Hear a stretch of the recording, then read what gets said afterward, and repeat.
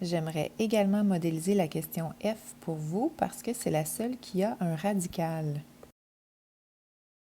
Pour cet exercice, nous aurons besoin de nos lois des exposants, ainsi que de la notation fractionnaire qui est équivalente au radical.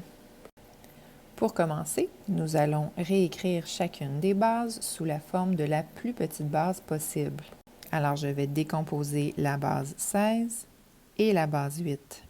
Qu'est-ce qui donne 16? Quels sont les facteurs de 16? 16, c'est 2 fois 8.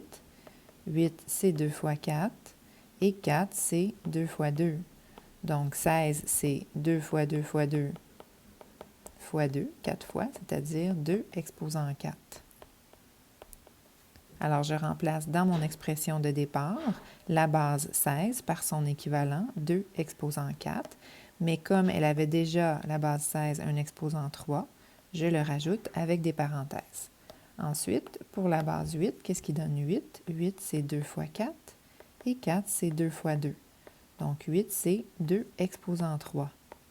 Je vais la remplacer dans mon expression de départ. 8, c'est 2 exposant 3. Mais comme la base 8 avait déjà un exposant 2, je le rajoute avec des parenthèses. Ensuite, je retranscris mon radical qui doit englober tout le numérateur et je retranscris mon dénominateur 2 exposant 5. Pour respecter la priorité des opérations, la prochaine étape sera de calculer cette puissance de puissance avant d'effectuer la multiplication. Donc, puissance de puissance, la quatrième loi, je multiplie mes exposants. 4 fois 3, ça donne 12, donc 2 exposant 12. Et 3 fois 2, ça donne 6, donc 2 exposant 6. Ce numérateur est toujours entouré du radical et le dénominateur n'a pas changé. La prochaine étape est de réduire l'expression qui est sous le radical, donc l'expression du numérateur. C'est un produit de puissance.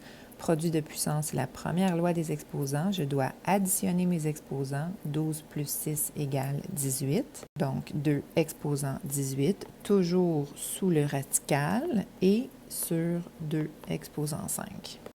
Rendu ici, comme le radical s'applique au numérateur seulement, on va devoir le traiter, l'opérer, avant d'avoir le droit d'appliquer la loi du quotient de puissance.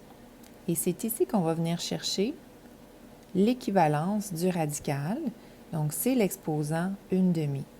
Alors, je vais réécrire cette expression. 2 exposant 18 est toujours là. Et le radical sera transformé par l'exposant 1/2. Le tout est toujours sur 2 à la 5. Ensuite, j'applique la loi de la puissance d'une puissance, donc la quatrième loi. Je multiplie mes exposants. 18 fois 1/2, ça donne 9. Donc 2 exposant 9, toujours sur 2 exposant 5. Et finalement, je peux appliquer ma loi du quotient de puissance et de soustraire mes exposants. Je commence à manquer de place, je vais l'écrire à côté.